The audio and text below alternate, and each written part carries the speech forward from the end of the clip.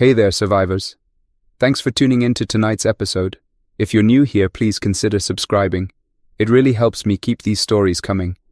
And while you're here, let me know in the comments where you're listening from. Now let's get started. I wasn't supposed to be at the office that late. Just one last set of edits before the quarterly release. That's all. Everyone else on the floor had already left.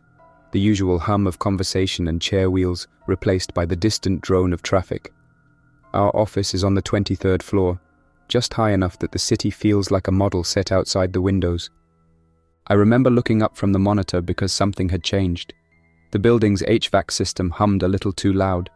My phone screen lit up. It wasn't a call. It was that shrill, pulsing warning. An emergency alert. The kind no one had seen since that tornado system 2 summers ago. But this time it wasn't weather.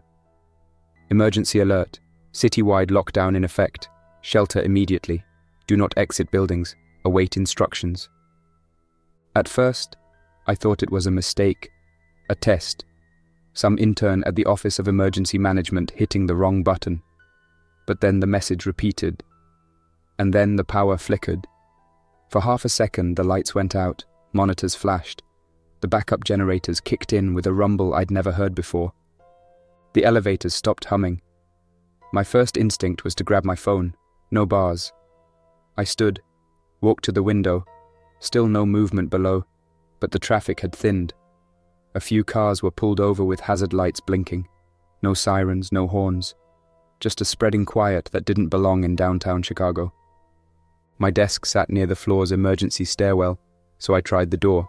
Unlocked. I called out, "Anyone here?" Nothing. The floor had emptied fast, too fast. I heard movement on the floor below, feet, several of them. Not running, just pacing. I hesitated, thinking I should join them, see what was happening. But then something clanged metal on metal, like a pipe or crowbar dropped against the stairwell railings, and the sounds turned chaotic. Shuffling, gasping, bodies hitting the walls. I backed away from the door. Locked it. The PA system kicked in overhead, garbled at first. Repeat. Stay inside. Fire doors sealed. Assistance in progress. And then, static. It never came back. That was the moment I realized it wasn't just a drill. It wasn't a mistake. Something had gone very, very wrong. I started checking rooms, conference spaces, break areas. Empty. Coffee still warm in a few mugs. The fridge door hung ajar, a sandwich left unwrapped on the counter, like people had left mid-bite. I tried calling out again. "Hello? Anyone here?" Then a voice answered, quiet, from a darkened corner of the hallway near the printers. "Don't shout, they hear you." It was a woman, mid-30s maybe, crouched behind a stack of filing cabinets someone had wedged across the hallway. She introduced herself as Gwen, from HR. I'd seen her at a few town halls, but never spoken. Her hand was bleeding, wrapped in paper towels. "I tried to get out," she said, "but they locked the front lobby. Then, those things came in." She wouldn't say what she meant, just those things. I asked if she meant rioters, looters. She shook her head. We moved to one of the executive offices with tinted windows and a deadbolt. I checked the security cameras from the console on the desk. Several were offline, but the ground floor feed still worked. That's when I saw them. 4, maybe 5, figures wandering near the elevators. Clothes soaked, limbs stiff, heads jerking every few seconds like their necks were broken and trying to reset. One of them bent over a fallen body and didn't get up for a long time. When it finally stood, its face was wet, shiny. Its mouth didn't close.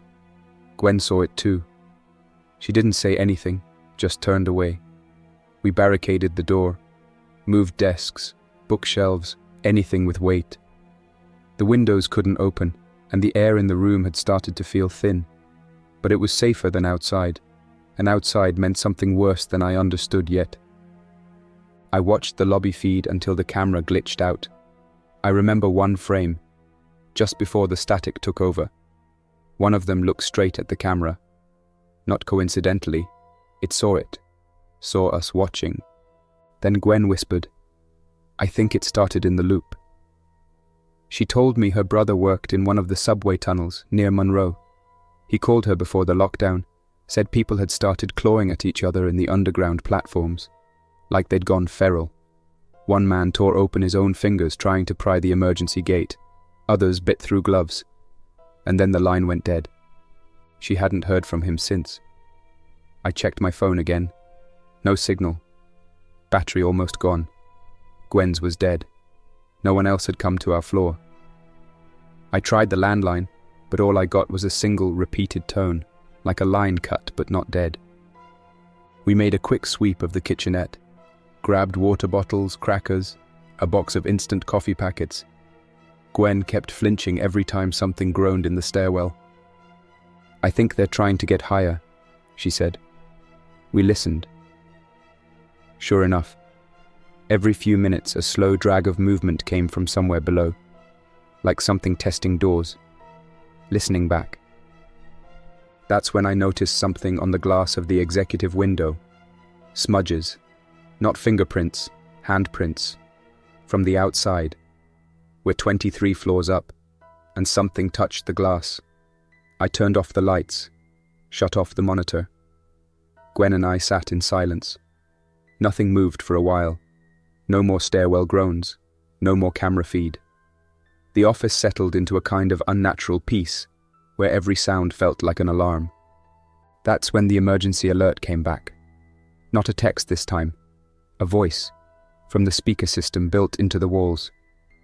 "Emergency alert. This is not a drill. Citywide lockdown in effect. Remain indoors. Do not trust the infected. Military assistance is en route. Estimated arrival unknown. This message will repeat." But it didn't repeat. The speaker crackled once more and died. Something behind the voice had sounded distorted, not static, wet, like someone speaking through fluid. We used paper clips to rig the desk drawer locks, in case someone, or something, got in while we slept. Not that I expected sleep. Gwen finally passed out on the floor near the windows around 3 a.m., bundled in a conference room blanket. I sat near the door, holding a fire extinguisher. I wasn't sure I could swing hard enough to matter. There wasn't much to do but listen, not to the city, because the city wasn't there anymore, just the building creaking in the wind. Somewhere in the vents, something metal clinked once, then stopped.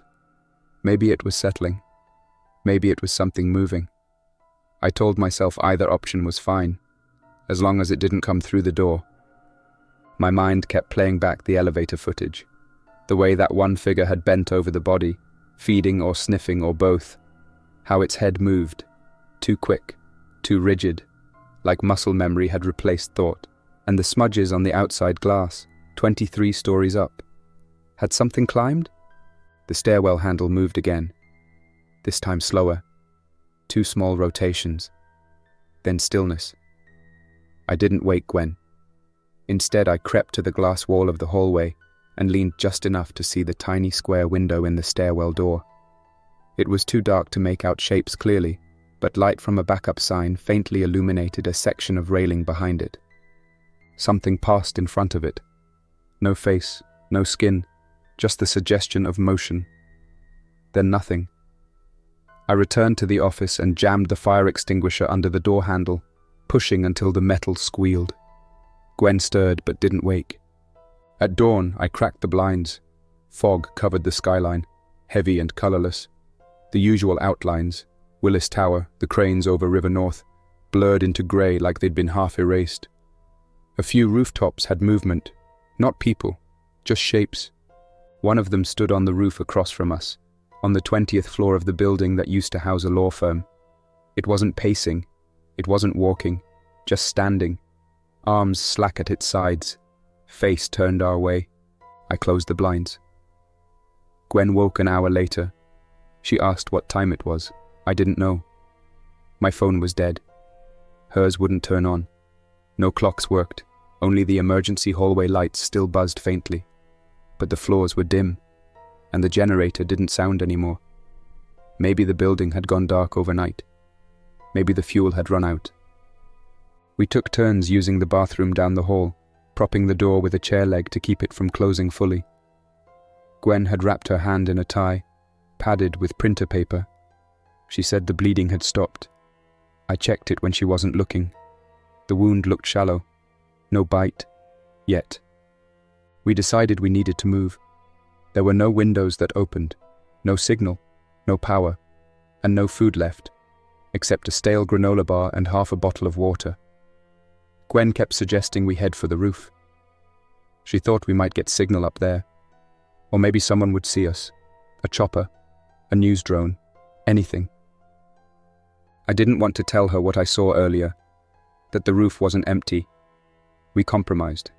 We'd sweep the rest of the floor, check for supplies or survivors, then decide. So we opened the door. The hallway was silent. The emergency lights flickered, cold blue along the baseboards. We passed empty cubicles, chairs still spinning from where people had last sat. A stack of HR files lay scattered across the carpet like someone had dropped them while running. One room smelled off. Not rotten, just wrong, like copper and plastic and mildew. We pushed the door open and found blood, sprayed across the glass whiteboard. No body, just a broken laptop and a streak across the carpet leading to the emergency stairwell. We didn't follow it. By the time we finished the sweep, we'd found 2 protein shakes in someone's desk, a flashlight with dying batteries, and a pair of scissors. Gwen held on to those like they meant something. Then we heard the noise again. From above this time, thumps, scraping. Someone or something moving on the 24th floor. We stood beneath the ceiling vent, listening. At first it sounded like furniture being dragged. Then something toppled. Then a voice, muffled, distant. It said, "Don't come up here." And then something slammed. Metal maybe, like a door being barricaded. Gwen stared at me. "They're alive." I didn't answer, because I wasn't sure. If they were alive, why didn't they ask for help? We took the north stairwell. I had a steel thermos in my hand, Gwen still clutching the scissors. The flashlight barely worked, dimming with every step. The door to 24 was slightly ajar. I nudged it open with the thermos. Darkness. No emergency lights on this floor. The hallway stank like old meat. We didn't step in, just stood in the stairwell listening. There was breathing, not ours. Slow, thick, like it came from somewhere deep in a lung. Then footsteps, slow and uneven. Then it charged. Something ran at the door, fast, slammed into it from inside the hallway. We bolted down the stairs, nearly tripping on Gwen's coat. We didn't stop until we were back on 23 with the door shut and locked, shoving furniture against it again. Whatever it was didn't follow, but it knew we were there. We decided against the roof. Instead, we checked the fire escape map in the janitor's closet. There was a lower maintenance balcony 2 floors beneath us. If we could rappel or climb down, maybe even lower ourselves on cables, we might get out onto the top of the parking structure next to the building. That became the plan. We grabbed everything with cord or rope, blinds, power cables, even twisted computer monitor wires, tied them together as best we could. Gwen worked fast, and I kept checking the hallway. At one point she asked, "Do you think this is everywhere?"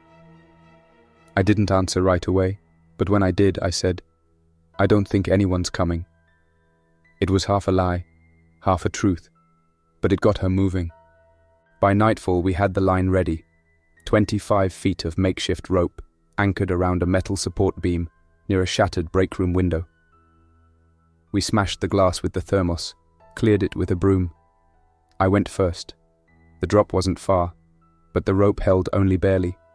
I scraped my shoulder on the edge going down. Gwen followed, shaking, eyes locked on mine the whole way. We landed on the rooftop of the parking garage, gravel beneath our feet, wind slicing in from the lake. And that's when we heard it again. The citywide alert. Not from our phones, from a speaker across the street, mounted on a streetlight. One of those old emergency broadcast boxes they never removed. Emergency alert, citywide lockdown in effect. Infected active in zone 4, stay inside. Do not trust the infected, stay inside, stay inside. The sound echoed between buildings, distorted by wind and concrete. A flickering red light on the speaker pulsed in rhythm with the words like some kind of heartbeat. Zone 4. I didn't know what that meant exactly, but I didn't need a map to guess we were standing in it. Behind us, on the roof of the office tower we'd just escaped, came a sound that didn't belong up high. Footsteps. Not the heavy kind. Something light, fast, moving with erratic rhythm. I turned in time to see a shape dart across the far edge of the roofline. Human in outline, but too fast, too low to the ground. Gwen caught her breath, crouched next to the air conditioning unit, her eyes wide. We backed away slowly. I scanned the rooftop of the parking structure for an exit, one of those rusted stairwell hatches that led to the lower levels. Found it near the west corner, partly hidden behind a mossy generator. It wasn't locked. We pried it open, slipped through as quietly as we could. The stairwell smelled of antifreeze and cigarette butts. I let Gwen go first, keeping an eye behind. That's when I heard the scuff of feet on gravel above us. Slow, deliberate. Something had crossed over. We didn't wait to find out what. The stairs led us to the top parking deck. Abandoned cars lined up like museum pieces. Most had dust-coated windows. A few had broken windshields. One SUV still had a red child's shoe wedged beneath the front wheel. No sound except for a distant siren that never approached.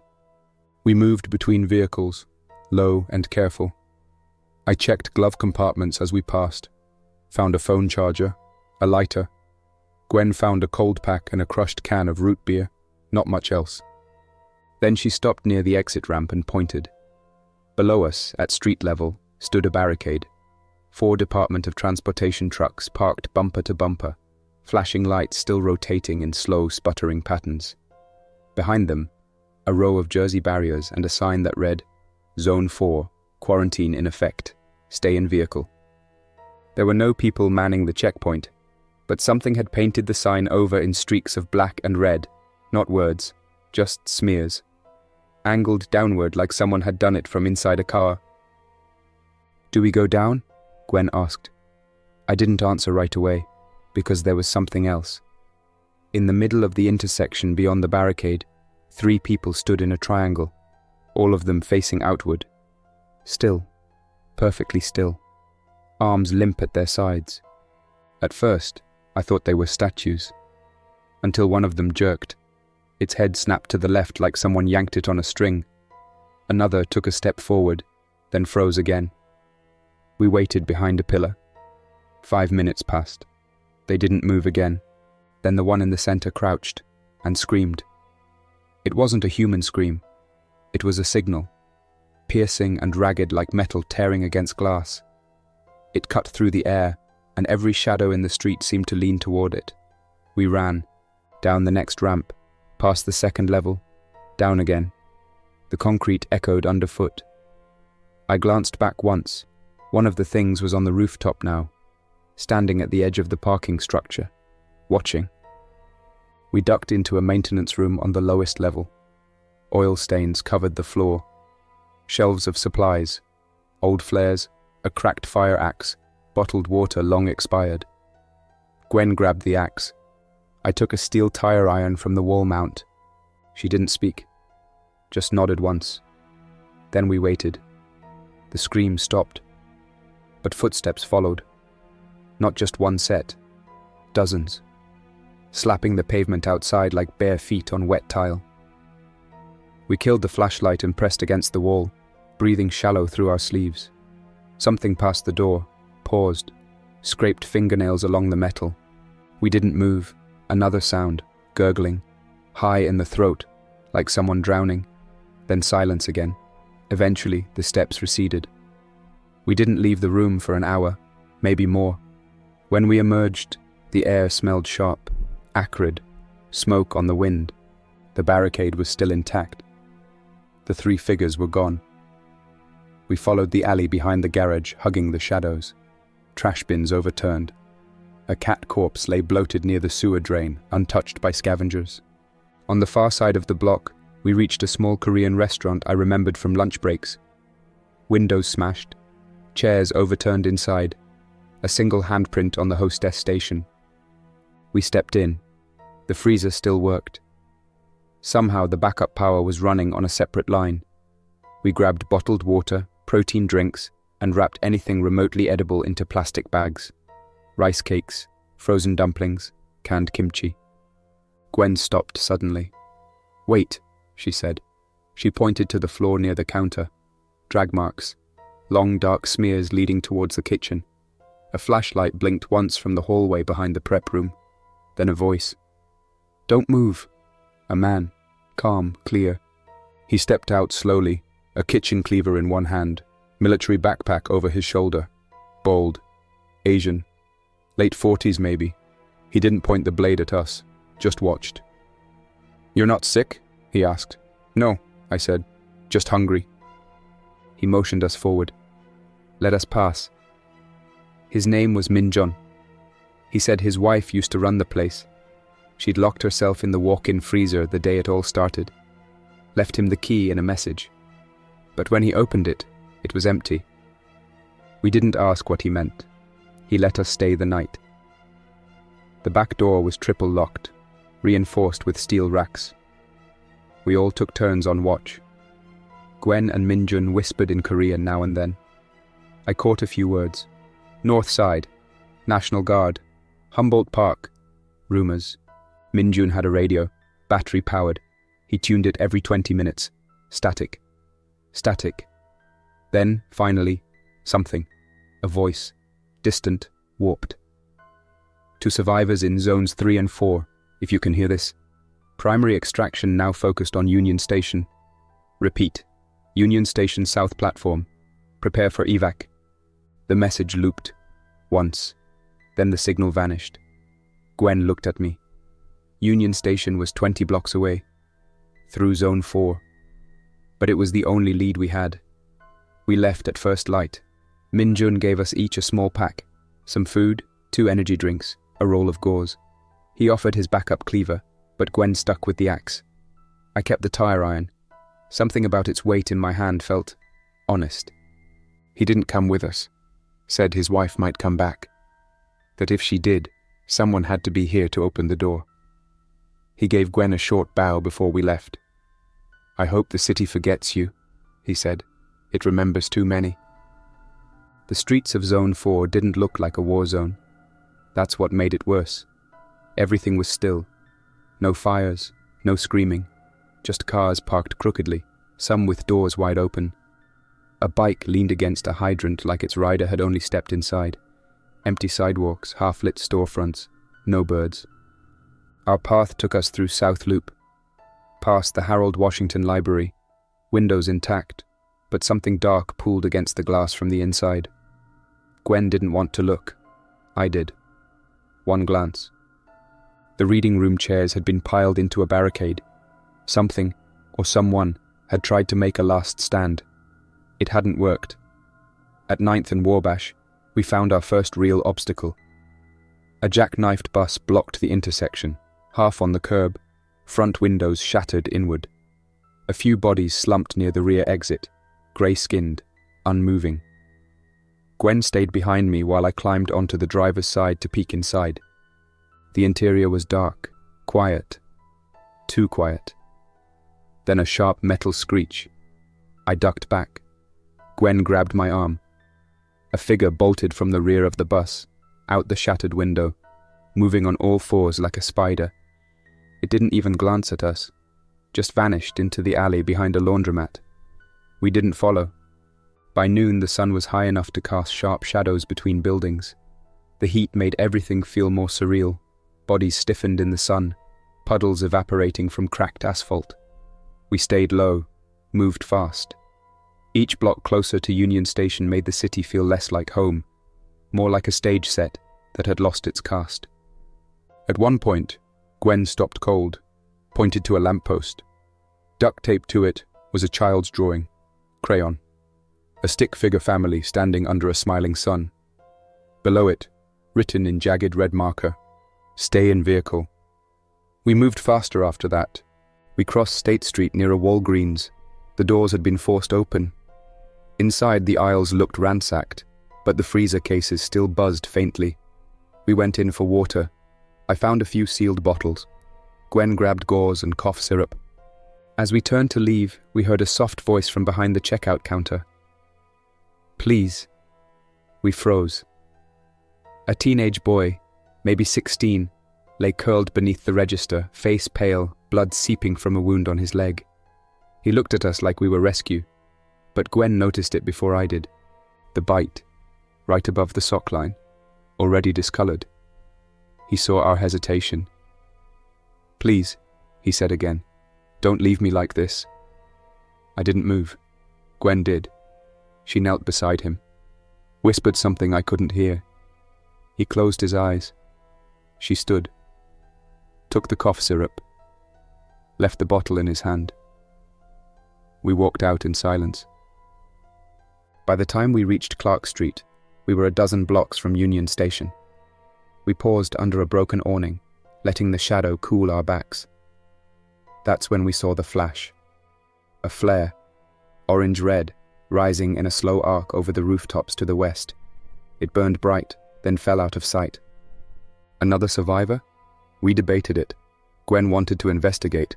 I wasn't sure, but then she said, "If someone's still signaling, they have a reason." So we followed. It led us to the upper parking deck of a shuttered hotel. The flare had landed between two cars, still smoldering. No one in sight. But then a voice called down from the rooftop above. "Hey, you're alive!" A face appeared, late 30s, scruffy, baseball cap pulled low. He waved us up through the emergency stairwell, lowered a rope ladder from the balcony rail. We climbed. There were 3 of them, Chris, Tanya, and Miguel. All office workers from the financial district. They'd been up there since day 2, scavenging supplies from lower floors, listening for signals. Tanya showed us a printed map. Someone had been marking sightings. "Zone 4 is a dead pocket," she said. "They move through it, but they don't stay. Something keeps them circulating." Miguel pointed at the river.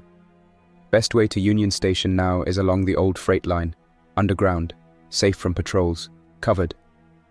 Chris looked at Gwen. "You'll never make it above ground, not with the screamers moving this fast." Screamers. That's what they called the ones we saw back at the barricade, the ones that sent out that shriek. Chris gave us the route. Tanya gave Gwen her last flashlight. Miguel gave me a flare gun. Then we left. We were only 6 blocks from the station now. The entrance to the freight tunnel was under an old security gate behind a pizza joint near Jackson. We pried it open just enough to slip in. A long concrete corridor stretched ahead, rails embedded in the floor, rusted and forgotten. We stepped inside. The gate dropped behind us with a soft clunk, pitch black. Gwen clicked on the flashlight. The beam barely reached the walls. Water dripped from overhead pipes. Rats fled at our steps. I held the tire iron tight. Somewhere ahead, the tunnel forked. Left toward Union Station, right toward the unknown. Chris had said left, clear as day. Marked it 3 times in red ink. But in this dark, in this cold space beneath the city, ink felt about as reliable as prayer. Gwen raised the flashlight. Its beam swung between tracks. Left looked like it dropped slightly, a gentle slope. Right leveled off and curved into darkness. Neither path had signs. No writing. Just concrete and shadow. The footsteps behind us stopped. Not close, but present. I nodded to Gwen. She turned left. We moved fast, not running but too quick for comfort. The flashlight dipped now and then, catching fragments of the past. Discarded signs, crushed soda cans, a rat skull brittle from rot. The air thickened. We passed what looked like an old breaker box, its door hanging open, wires split like veins. A rusted folding chair sat beside it, tipped over as if whoever used it had gotten up too fast or never came back. Then the flashlight blinked out. Just once. Came back. Gwen exhaled sharply. Didn't stop walking. "Battery's dying," she whispered. We slowed. I reached for the flare gun. Not to fire, just to hold. It felt like a last option. A scream in color. Then from ahead, movement. A sound like fabric sliding over tile. Something brushing the tunnel wall. We froze. Gwen clicked the light upward, slow and steady. It caught on something pale. Briefly. Then nothing. Like a shoulder slipping around a corner. Or a head. I stepped forward, carefully. The beam found it again. It stood just beyond the bend in the tunnel. A man, once, shirtless. Skin stretched tight, grey and glistening like wet clay. One arm longer than the other, joints swollen and wrong. His jaw hung slack, tongue split like a snake's. But what hit me first was the silence. He wasn't groaning, not snarling, just watching. Then he turned, walked away, limping, but purposeful. We didn't follow, kept left, kept quiet. Soon, the tunnel widened. A sign hung crooked above a rusted metal door. Rail Access Zone 2, clearance only. Half the letters scraped off. The door was ajar. Beyond it, a side corridor led toward what looked like an access stairwell. Concrete steps, yellow tape fluttering from the railing, and painted on the wall in black spray, South Platform. We'd made it, or close to it. We climbed slowly. Gwen's flashlight flickered again, this time not coming back. I took the flare gun in one hand and the tire iron in the other. Light bled in from somewhere above. At the top of the stairs we reached a catwalk above what used to be one of Union Station's subterranean service bays. And down there, in the center of the space, were people. Not many. 10, maybe 12. Gathered beneath a hanging lantern that pulsed like a heartbeat. Military crates stacked in a ring. A red smoke marker left beside one, and standing near it, a man in uniform, National Guard, real, alive. We made our way down, careful not to startle anyone. Someone saw us and raised a hand. Another called out, "We got 2 more!" A flood of relief threatened to take my knees. Gwen gripped my arm. Her mouth moved, but no words came out. Just a long exhale, like she'd been holding it for days. We reached the ring. The guard officer turned, older, hard-lined. His eyes were red-rimmed with fatigue, but focused. "You're late," he said, half-joking. I looked around. Evac packs, radios, a folded map with names and numbers. A medtech offered Gwen water. Another handed me a bandage roll and gestured at a cut I hadn't realized I'd taken. Then the officer got serious. "You two come through Zone 4? We nodded. He rubbed his face. "Then you need to hear this." He pointed to the map. "Zone 4's collapsing. We lost contact with our forward teams. Whatever's spreading, it's mutating. We're pulling out in 20 minutes. This is the last sweep." Behind him, a steel loading door stood open. Beyond it, the tracks. A rail car rigged with floodlights and armor plating. A small engine already rumbling, ready to move. "Where to?" I asked. "Joliet's staging zone, if it still holds. That if landed hard. 20 minutes. We helped where we could, loading crates, patching up another survivor's arm, passing out ration bars." Gwen didn't speak much. She just kept scanning the shadows beyond the lights. When the time came, we boarded. 12 survivors, 3 guard, 1 hope. The doors slammed shut. The engine groaned to life. And slowly we pulled out of the belly of Union Station. I watched through a narrow slit in the armor. Chicago fell away behind us. No fire, no smoke. Just buildings, mute and glass-eyed. The lake shimmered in the distance like it didn't know what had happened. Then, somewhere far behind, a shriek cut through the night. Not one, a chorus. Layers of howling that didn't sound human anymore. It chased the rail car like a memory. Faint at first, distant enough to doubt. But the way everyone froze, every head turning toward the back of the train, that told me no one had imagined it. The guard officer, Harris, I'd learned, stepped past us and slid the viewing slit closed. "Keep your heads down," he said, low and direct. "Noise draws them, sometimes even machines." Gwen gripped the metal rail beside her seat, eyes locked on the corner of the cabin floor like she was watching for cracks. The rail car jolted suddenly, hit a bend. A few people swayed. No one spoke. There was this tension, like every breath belonged to someone else. I looked around the compartment. 12 survivors, each carrying the weight of some place they didn't want to talk about. An elderly woman clutched a broken cane. A delivery driver, still in his company shirt, stared at his wristwatch, not moving even though it had stopped ticking. A girl with dirt under her fingernails counted something in her head, lips moving without sound. Gwen leaned closer to me. "They're following," she said. "I don't think they're losing interest." I didn't know what to say, so I said nothing. 10 miles out, we slowed. The track lights flickered once, then cut out entirely. The railcar jerked again. The floodlights stayed on, but the engine noise dulled. One of the soldiers checked the forward panel, called back. "Signal disruption, might be the overheads." Harris narrowed his eyes. "We're running diesel now, signal shouldn't drop." Then a knock, not from the door, from underneath. Everyone froze. A metallic clang, followed by another. Not random, deliberate, rhythmic, like someone, something, was climbing the undercarriage, hand by hand.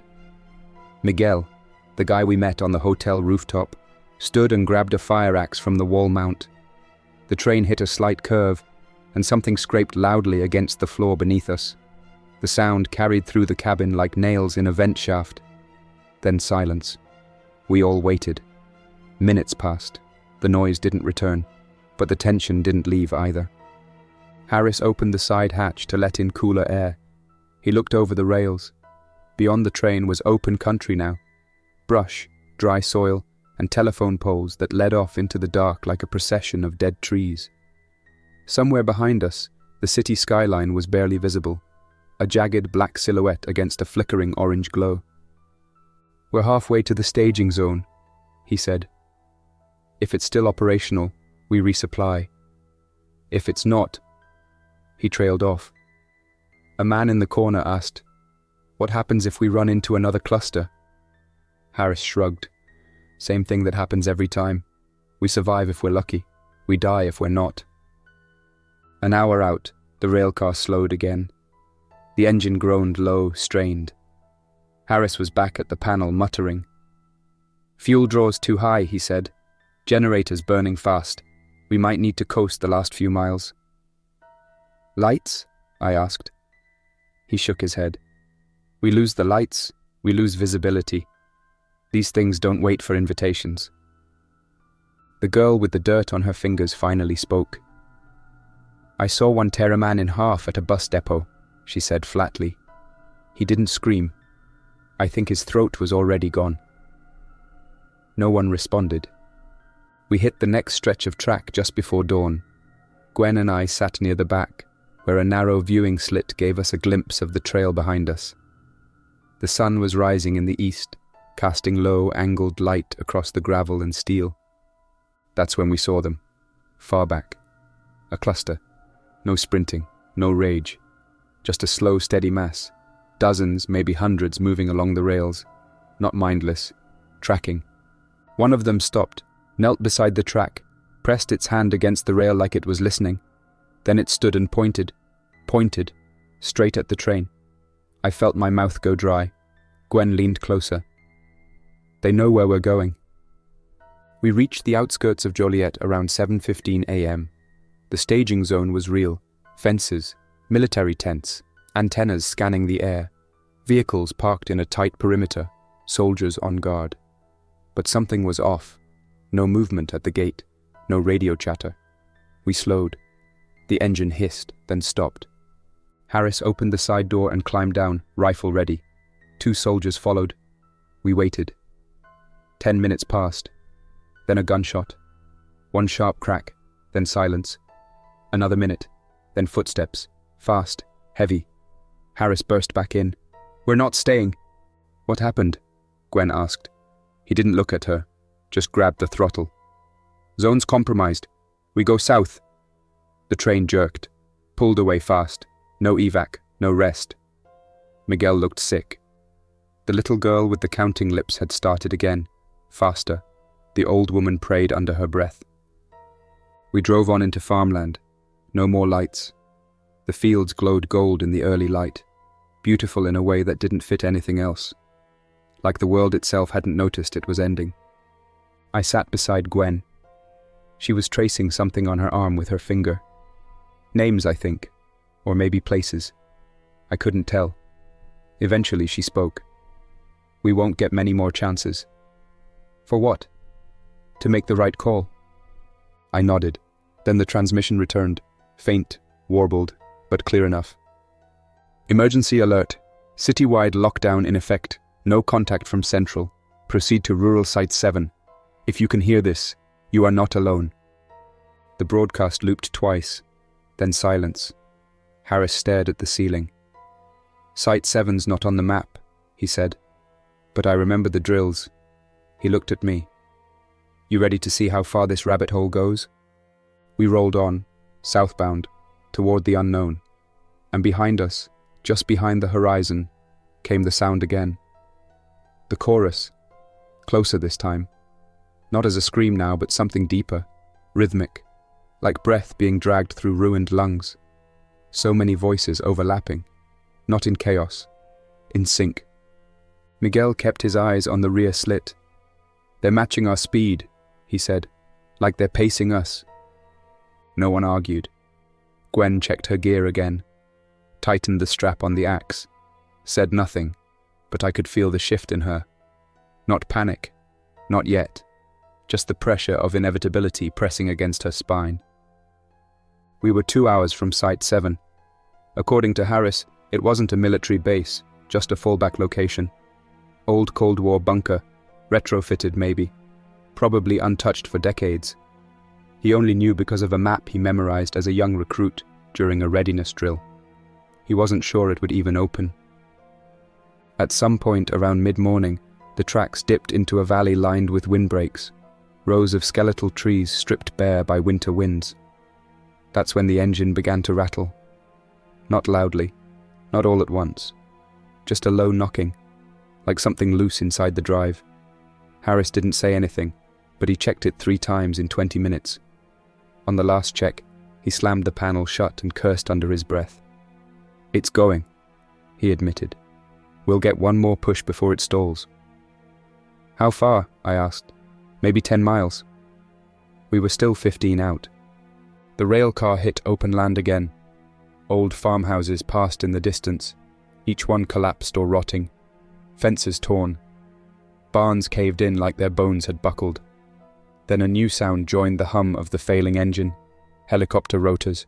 Everyone stood. High above us, a Black Hawk veered low. Not military markings, no insignia, just matte black with a shattered rear window. We waved. It didn't slow, didn't change direction. And in the open side door, what I first thought was a soldier turned back toward us, until Gwen pointed. His face was wrong, blank, the helmet hung loose, and his arm swung unnaturally as he leaned out, teeth bared, not screaming, just grinning. Then the chopper tilted west and vanished. Even the skies aren't safe, Miguel whispered. The train stalled at 11:12 a.m. We were 5 miles out. The engine wheezed, sputtered, and went quiet. The lights held for a minute longer, flickered once, then died. Every breath after felt too loud. We disembarked slowly. Fields stretched on all sides, empty except for a radio tower in the far distance and a dirt path that cut toward the trees. No road, no signs. But Harris pointed toward the tower. There, bunkers beneath it, Site 7's under the old relay station. We started walking. The group split into pairs. Gwen and I stayed toward the rear, guarding the flanks. The old woman had to be helped. Miguel carried a pack on each shoulder. The girl with the counting lips now gripped a rusted machete she found on the railcar wall. She didn't look like she'd use it, but she didn't let go. Every 20 steps we turned around. We didn't see them, but the sound followed, still synchronized, still coming. We reached the tower by noon. Harris led us around the back, through a barbed wire gap. A locked hatch sat beneath a half-buried concrete slab, marked only by a small radiation symbol, the kind most people would ignore. He keyed in a 5-digit code on a rusted pad. Nothing. He tried again, then again. Still nothing. The rest of us spread out, searching. A metal shed nearby contained a rusted generator. Gwen opened it. Inside, 3 plastic jugs of diesel and a manual crank battery. We worked together. Took 20 minutes to power it. The keypad lit. The code worked. With a groan that seemed to shake the earth, the hatch unsealed. A stairwell descended into cold blackness. Lights on the walls flickered to life. Orange emergency bulbs that glowed like dying embers. We moved fast, one by one down the stairs, through reinforced doors, into the bunker. And just as I stepped through, I turned back. Across the field, at the edge of the tall grass, they emerged. At least 50, maybe more. Crawling, staggering, walking, not fast, but steady. The lead ones stopped when they saw the hatch, looked up, then began moving faster. I slammed the door. Harris threw the latch. The steel sealed with a clunk that echoed through the stairwell. Inside, the air was stale, filtered, but unused for years. Dust blanketed the consoles. Old monitors blinked to life slowly. Maps on the walls showed zones long since renamed. A faded photograph of a man in uniform sat behind glass. But it worked. The comm still had power. Miguel found a transmitter with a range booster. Harris adjusted dials. Let's see who's left out there. We spent hours restoring systems. Gwen and I helped rotate air filters, distribute food rations. The girl with the machete, her name was Bree, stood guard at the stairwell, listening. That's when the radio crackled. Not from us, from outside. A voice, tired, grainy. If anyone can hear this, we are northbound on I-55, traveling with wounded, last known survivor group from Zone 5. Avoid Springfield. It's over. Static. Then silence. Miguel looked at me. I thought we were the last. I shook my head. No one's the last. Not yet. Later, Gwen sat with me in the control room. She didn't speak for a long time. Finally, she asked, "What do we do now?" I looked at the screens, at the blinking red dots showing movement around the tower above us. Dozens of them, waiting. They didn't storm the hatch, didn't claw or scream. They just stood, like they knew where we were and they could afford patience. The old rules didn't apply to them. Time belonged to the infected now. Gwen leaned forward, watching them. She didn't say anything at first, just traced their positions with her eyes, counting silently. After a while, she whispered, "It's not random." "What do you mean?" I asked. "They're forming a perimeter, like they're—" She stopped, thought again. "Corralling." I stared harder at the screen. The red marks weren't scattered. They were closing off paths, roads, flanks. Not trying to get in, trying to make sure nothing gets out. Miguel was in the corner checking the flare gun we hadn't used. He had 3 rounds left, all marked with tape. Bree sat nearby, sorting batteries by weight. The girl barely spoke, but she moved like someone who had done this before. Maybe not this exact apocalypse, but something close. And Harris? He stood by the door, still as the infected above, listening, always listening. We got 3 more transmissions that night, all fragmented, one from the west. Group at the refinery, not safe, repeating, inland if you can. One from an aircraft. Mid-air malfunction. We're going down over. And one that played 3 times before the signal died. Stay below ground. They adapt. That last one hit hard. We made a routine, or the closest thing to one. Every 6 hours we rotated watch, took notes on movement patterns from the radar. Gwen and I catalogued the supply inventory, MREs, water purification tablets, iodine strips, medical gauze. We had enough for 10 days, 12 if we rationed. Harris told us the fuel cell might hold longer, but no one trusted the meter.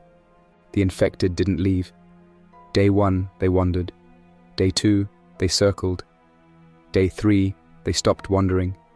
Day 4, they stopped circling. Just stillness, surrounding us like a wall of silence. They're studying, Gwen said. Studying us? I asked. She nodded, and somehow I believed her. Day 6, we lost one of the exterior cameras. It didn't go dark. It flickered, then froze. In the last clear frame, a face, inches from the lens. The eyes, milky but focused, the jaw slack, the skin cracked from wind, but unmistakably human once. Its hand pressed against the lens, and something behind it, something taller, loomed in the fog, not touching, just waiting. Then static. We shut down exterior feeds after that. Not because we lost them, because we couldn't look anymore. Some things, when they stare back, you don't recover. By the end of the week, the younger survivors started talking escape. Not serious plans, just what-ifs. What if we sprinted north through the field? What if we waited until a storm? What if we dug? The infected didn't need food, or rest, or answers. We did. And pressure builds under silence. That's when Harris pulled me aside. I have one more destination, he said. It's off-grid, a relay outpost east of Ottawa. If we can reach it, there's a chance we reconnect with a command node. You think command's still out there? He didn't answer that. Just handed me a map, folded neatly, marked in pencil. You and Gwen, Bree, if she'll go. 3's better than 12. What about the others? Someone has to hold Site 7. I stared at the map, at the pencil lines scrawled through terrain we hadn't seen in days. And I realized, hope doesn't live in certainty. It survives in maybe. We left at first light, crawled through the lower access vent, came up behind the tree line east of the tower. Gwen first, then Bree, then me. The infected didn't react. They stood, eyes forward, heads slowly turning toward the hatch we didn't use. We moved like ghosts. By the time we hit the second ridge, the bunker was out of sight. The wind carried something strange that morning, a sound I couldn't place. Not the screams, not the breath chorus. A voice, calm, female, broadcasting in English. To all survivors, the new world is listening. That was all. No origin, no coordinates, just that. Gwen stopped in her tracks, looked at me. Did you hear? I nodded. And just like that, we weren't running anymore. We were going somewhere. That's all for now. Thanks for listening. If you enjoyed this story, don't forget to like and subscribe for more unsettling creepypastas. Your support keeps my channel alive. Until next time, stay quiet, stay vigilant, and trust nothing, not even the silence.